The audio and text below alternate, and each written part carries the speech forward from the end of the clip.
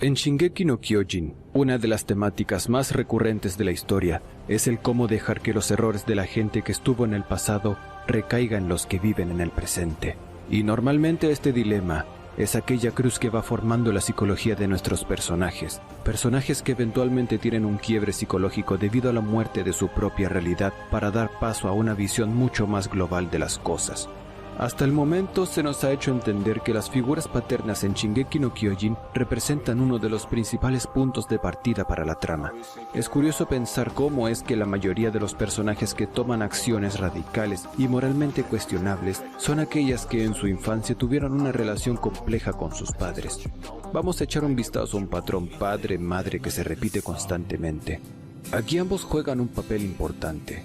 Madre es quien forma el mundo idealista del niño, mientras que el padre es quien empieza a causar el declive de este. Reiner Braun es la representación del daño que hace el mundo en el que nacen los eldianos. Es aquel hombre de visión fragmentada, de mente débil, que no sabe sobrellevar la realidad que lo rodea, y que lo único que lo mantiene a flote es, irónicamente, un sentido de convicción. Reiner siempre estuvo bajo el ala de una madre enferma que tenía fantasías sobre un amor imposible. Karina cuenta a Reiner que lo tuvo con un marleyano y que por eso no podían estar juntos como familia.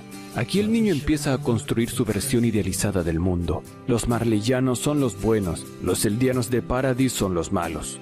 Vemos la historia de Reiner en esta etapa de su vida y de verdad parece como si de la historia de un joven héroe se tratase. Un héroe que carece de talento, pero que en base a esfuerzo propio y devoción logra llegar lejos.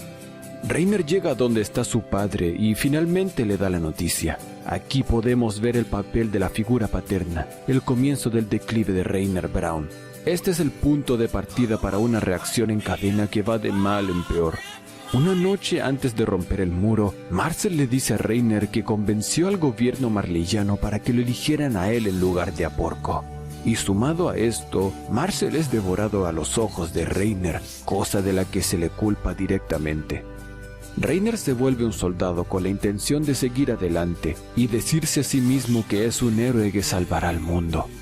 Tiene que llevar sobre sus hombros a sus compañeros, quienes no tienen las mismas convicciones de él. Reiner se infiltra a Paradis y se da cuenta de cómo aquel mundo es moralmente sencillo. Humanos, titanes.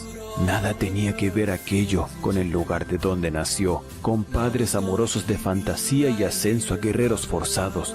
Allí Reiner podría ser el hombre que siempre soñó con ser. Sin embargo, Annie y Berthold siempre estaban como una sombra recordándole su verdadero objetivo, la razón por la que estaba ahí. Es entonces cuando el quebrado guerrero también se intenta poner el manto de soldado para ser quien impulse a su equipo a hacer lo que se debe hacer, como causar la muerte de Marco, o como decirle a Annie que no sirve de nada disculparse con los fallecidos. Estas personalidades van evolucionando tanto a lo largo de la historia que llega un momento en el que Reiner ni siquiera es capaz de tomar acción, como cuando no se convierte en titán al estar a punto de caer la torre del castillo Utgard. Reiner termina de aceptar quién es, luego de la revelación frente a Eren, y en ese momento solo le queda velar por sus amigos y volver a casa, cosa que lo llevó incluso a desafiar al jefe de guerra. Ya sabemos cómo es el final. Reiner vuelve solo a Marley perdiendo a sus dos amigos y con un vacío existencial que solo se llena con unos pequeños niños. Reiner, como vimos, es la base para este patrón y a partir de aquí analizaremos a los otros personajes. Berthold y Annie, por ejemplo, no tienen figura materna, lo que causó que su mundo siempre estuviera fuera de idealizaciones. Ellos sabían la realidad que los rodeaba y los dos actuaban por motivos parecidos, ayudar a sus padres. Es interesante ver lo equilibrado que es Isayama con sus personajes. Annie y Bert eran mucho más talentosos que Reiner, pero no contaban con su convicción. El caso de Marcel podemos deducir que es igual. Suponemos que Marcel tiene padres porque vimos a Porco interactuar con dos señores mientras llegaban a Ghetto Liberio. Así que en base a esto podemos deducir que eran una típica familia marleyana, que buscaban una mejor vida, sin mayores idealismos o romanticismos como la historia de Reiner. Esto también hizo a Marcel alguien con los pies en la tierra, cosa que le costó caro. Porco simplemente carecía de una imagen fraternal luego de que Marcel murió, aunque antes de eso siempre fue un niño orgulloso e inseguro, que necesitaba demostrar su valor y que envidiaba la determinación de Reiner. También tenemos el caso de Pieck. Ella solo contó con una figura paterna, así que podemos ver que ella también tenía los pies en la tierra. Sin embargo, a diferencia de Annie o Bert, la chica lleva esto de forma diferente. Podemos notar cansancio en su mirada, así que canaliza su mundo de otra forma. Ahora, por último, analicemos a los hermanos Jäger. Hasta hace poco he tenido una espinita en cuanto a la historia de Seke. Teníamos todos los elementos para hacer una historia mucho más trágica. Seke conoce a Xavier y Xavier lo impulsa a delatar a sus padres.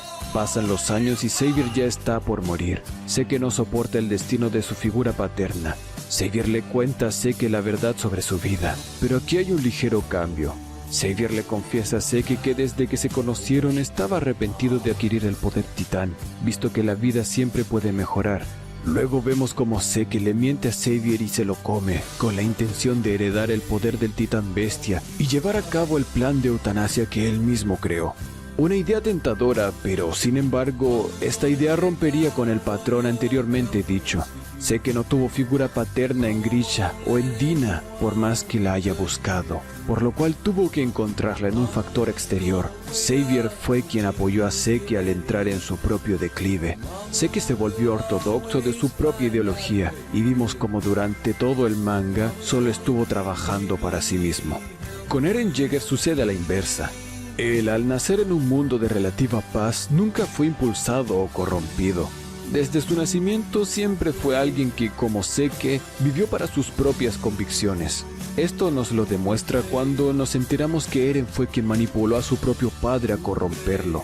Sin duda podemos concluir que Isayama es un genio, no solo en desarrollar a sus personajes, sino también en darles un trasfondo psicológico, como de hecho las personas en la vida real.